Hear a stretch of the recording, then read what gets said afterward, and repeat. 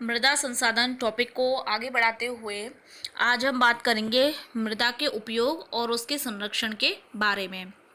सबसे पहले हम बात करते हैं मृदा के उपयोग के बारे में। मृदा जो है वो हमारी इस धरती पर बहुत ही इम्पोर्टेंट प्राकृतिक संसाधन है, क्योंकि ये अन्य जितने भी संसाधन हैं, चाहे वो वन हैं, चाहे जीव जंतु हैं, उनके लिए आधार प्रदान करता है। सबसे इम्पोर्टेंट कार्य जो मृदा का है वो ये है कि ये हमारे इस जीव मंडल में ऊर्जा एवं पदार्थों का स्थानांतरण मार्गों के लिए माध्यम का कार्य करती है। यानी ऊर्जा और विभिन्न प्रकार के पदार्थ जो जीवों के अंदर स्थानांतरित होते हैं, यानी कि पेड़ पेड़ पौधों से जीव जंतुओं में जाते हैं और हमें भी, मनुष्य को भी प्राप्त होते हैं, उनका जो है स्थानांतरण करने के लिए मार्ग प्रदान करती है। दूसरी ये है कि ये विभिन्न प्रकार की जो पेड़ पौधे हैं उनकी किस्में मृदा में उपजती हैं, तो उनके लिए अनुकूल परिस्थितियां प्रदान करती है। इसके अलावा जीव जंतुओं के लिए विभिन्न प्रकार के आवास प्रदान करती है। इसके अतिरिक्त जो मृदा है हम उसका उपयोग खाद्यान्न उपजाने में, जैसे गेहूँ, मक्का, बाजरा आदि की कृषि जो है हम मृदा में करते हैं।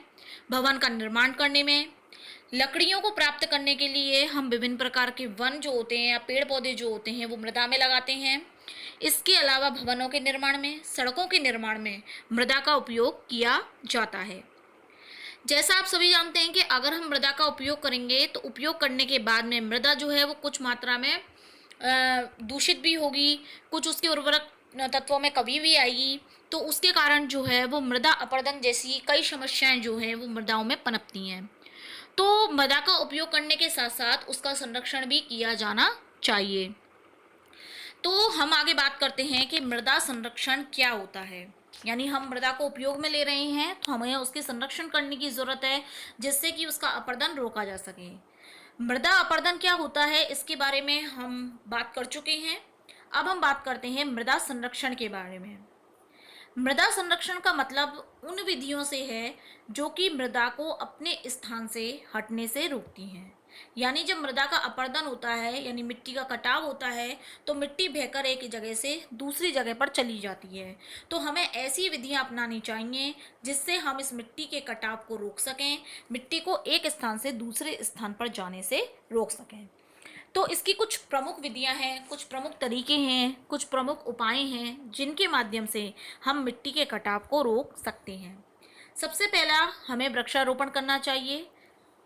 वनों को समूल नष्ट होने से रोकना चाहिए, क्योंकि पेड़ पौधे जो होते हैं वो अपनी जड़ों में मिट्टी को बांधे रखते हैं, मिट्टी का अपरदन होने से रोकते हैं। अगर हम वनों को नष्ट कर देंगे तो मृदा का अपरदन होना स्टार्ट हो जाएगा। तो हमें क्या करना चाहिए? सबसे पहले वृक्षारोपण करना चाहिए। दूसरा, बड़े बड़े बांधों का निर्माण करना चाहिए, जिससे कि नदियों की जो बाढ़ आती है वो बाढ़ आने से रुके, क्योंकि जब बाढ़ आएगी तो वे अपने साथ मिट्टी को बहा के ले जाएगी। तो बड़े बड़े जलाशय, तालाब या फिर बाढ़ को नियंत्रित करने के लिए बांधों को बनाना चाहिए। तीसरा है, जो पहाड़ी ढाल हैं, उन पहाड़ी ढालों पर जब वर्षा का जल गिरता है तो उस जल के माध्यम से बहुत मात्रा में मिट्टी बह करके चली जाती है। तो उस मिट्टी के कटाव को रोकने के लिए सीढ़ीनुमा खेत बनाने चाहिए और जो ढाल है उसके आर पार जुताई करनी चाहिए। चौथा है, पशु चारण को नियंत्रित करना। पशु जो होते हैं जब वो चराई करते हैं तो चराई करने के फलस्वरूप जो घास होती है उस घास को खा लेते हैं। तो घास को खा जाने के पश्चात जो वो मिट्टी को बांधे रखती है घास, तो वो घास नष्ट हो जाती है। तो नष्ट हो जाने के कारण वहाँ पे मिट्टी का कटाव जो होता है वो प्रारंभ हो जाता है।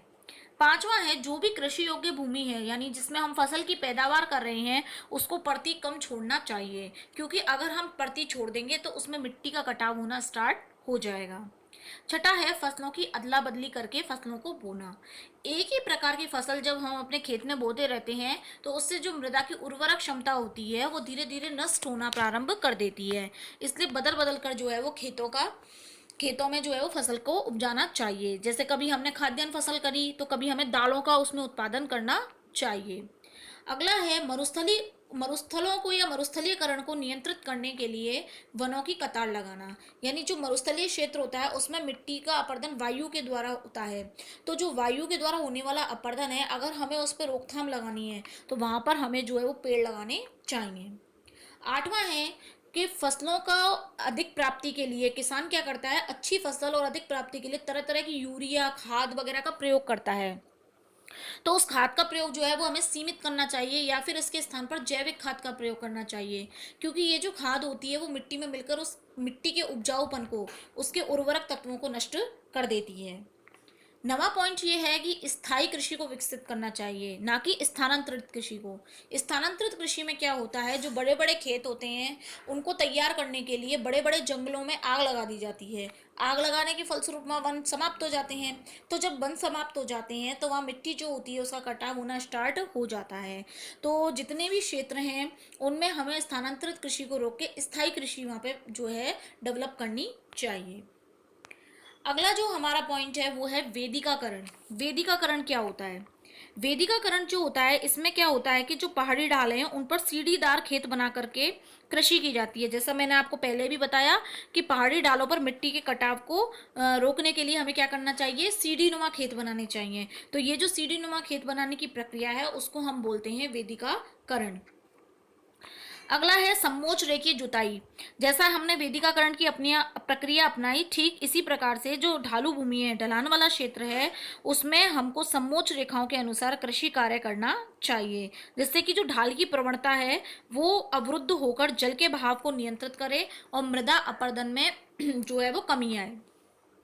तो जब हम समोच्च रेखीय कृषि मतलब जुताई करेंगे तो समोच्च रेखीय जुताई करने से एक जैसी जुताई जो है वो उस ढालू भूमि पर हो जाएगी एक ही कोण में। तो उससे क्या होगा, जो जल का बहाव है वो धीरे धीरे नियंत्रित होगा।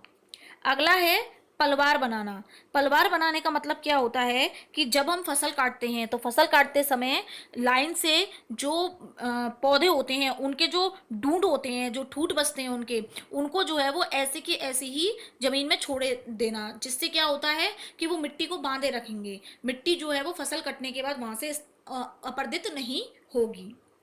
अगला जो है हमारा वो है अवनलिका अपर्दन।